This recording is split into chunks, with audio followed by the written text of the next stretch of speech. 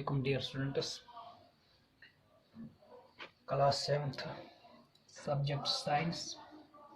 और जो हमारा टॉपिक है सिलिक है। आज हम सिलिक के बारे में बात करेंगे कि सिलिक को कैसे रियर किया जाता है, फिर इससे सिलिक थ्रेड कैसे बनता है और फिर सिलिक क्लॉथ। ठीक है, तो पहला जो सिलिक है it's an animal fibre. Animal fibre, why it's obtained from animals. कौन सा एनिमल जिससे सिलिक ऑब्टेन किया जाता है, उस एनिमल का नाम है सिलिक वर्म। सिलिक वर्म। और जो ब्रांच ऑफ साइंस है जो डील करता है रियरिंग ऑफ सिलिक worm and obtaining silk fiber from this silk is called sericulture. Is called sericulture. C-U-L-T-U-R-E is called sericulture. तो साइंस के सेरिकल्चर ब्रांच में ये टॉपिक आता है जिसमें हम सिलिक रियर करते हैं, रियरिंग ऑफ सिलिक worms and opening silk from them. This branch of science is called sericulture. तो पहले क्या होता है कि जो हमारा फीमेल पहला प्रोसेस होता है, जो फीमेल इसको रियर कैसे किया जाता है, सिलिक फाइबर कैसे ऑब्टेन किया जाता है। जो फीमेल सिलिक वर्म होता है, सिलिक वर्म होता है, it lays hundreds of eggs at a time. Hundreds of eggs at a time. ये एक बार में सैकड़ों में अंडे ले करता है, देता है। So it Lay's hundreds of eggs at a time.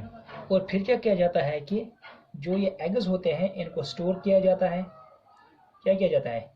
Store on the strip. किस स्ट्रिप पे? Strip of cloth. क्लॉथ का एक पीस होगा, ऐसे ऐसे क्लॉथ का पीस होगा, स्ट्रिप होगी क्लॉथ की। और जो पेपर का पीस होगा, स्ट्रिप ऑफ क्लॉथ, क्लॉथ और पेपर, उस पर इसको क्या किया जाता है? स्टोर किया जाता है। फिर फार्मर्स को दिया जाता है जो सिलिक वर्म रियर करते हैं। फार्मर जो होते हैं इसके, उनको बेच दिया जाता है, उनको दिया जाता है बाकी काम करने के लिए। फिर उसके बाद क्या होता है कि जब इसको सोल्ड किया जाता है फार्मर्स को, वो फार्मर्स को कहते हैं, उनको जो इनके अंडे होते हैं, that means eggs laid by this female silk worms, they have to hatch them. Hatch करने के लिए ताकि इनमें से बच्चा निकले, जिसको हम लार्वा और कैटरपिलर कहते हैं। इसका जो लार्वा होता है, first young one of this सिलिक वर्म, उसको कैटरपिलर कहते हैं। कैटरपिलर, वो कैटरपिलर निकालने के लिए उन्होंने क्या कहता है कि पहले हाइजीनिक रखना चाहिए, ऐसी जगह पर रखना चाहिए जहाँ पर साफ सफाई बहुत ज़्यादा हो। और दूसरी बात, ऐसी जगह पर दूसरी बात एक होनी चाहिए, वहाँ पर टेम्परेचर अच्छा होना चाहिए, वार्म होना चाहिए। They are kept in warm temperature, high temperature. Why? So that the eggs may hatch and the larva obtained from them is called caterpillar. उससे जो छोटा बच्चा निकलता है, उसको हम लार्वा निकलता है, उसको हम कैटरपिलर कहते हैं। फिर कैटरपिलर क्या होता है कि कैटरपिलर का वो तीसरा स्टेज होता है, it eats caterpillar. It eats day and night. Day and night ये ईट करता है। बट इसका जो गुज़ा है वो क्या है? वो है मलबरी ट्री के जो लीव्स होते हैं,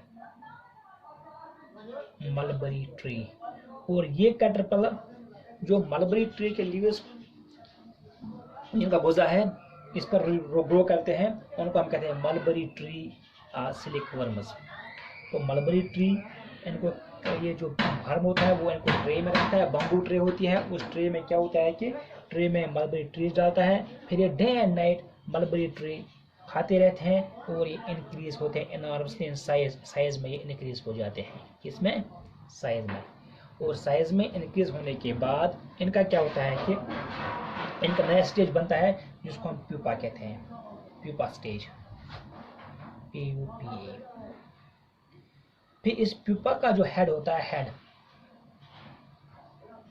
it does a moment and the moment which in the form of figure 8। ऐसे ये अपने हेड को वेव करता है, स्विंग करता है, मोमेंट करता है। उसी के दौरान ये फाइबर भी सिक्रिएट करता है और फिर ये क्या करता है, धीरे धीरे पूरे बॉडी के इर्द गिर्द फाइबर अपने आप को किसमें, इसी फाइबर में बंद करता है, जिसको कोकून कहते हैं। It spins a cocoon around itself, and the process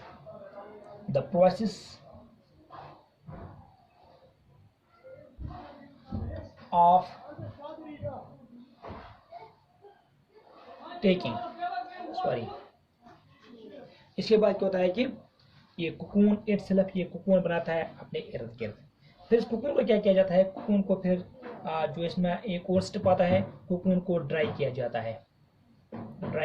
कैसे, इसको हम सनलाइट में रख सकते हैं, सनलाइट में, और we can expose this into steam, और वी कैन बॉयल इट, हम इसको बॉयल भी कर सकते हैं। तो बॉयल करने के बाद क्या होता है, जो कोकून होता है, कोकून के अंदर सिल्क वर्म होता है, वो ग्रो करता है। फर्दर स्टेज के लिए जो ग्रो होता है वो होता है कोकून से। क्या होता है कि कोकून से फिर थ्रेड्स अलग हो जाते हैं, separates, that means silk threads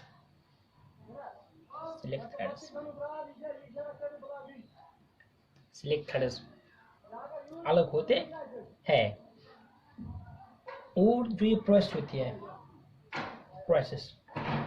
जिस प्रोसेस में क्या होता है कि थ्रेड को कोकून से अलग किया जाता है, that means the process of taking out threads from the cocoon is called reeling of silk.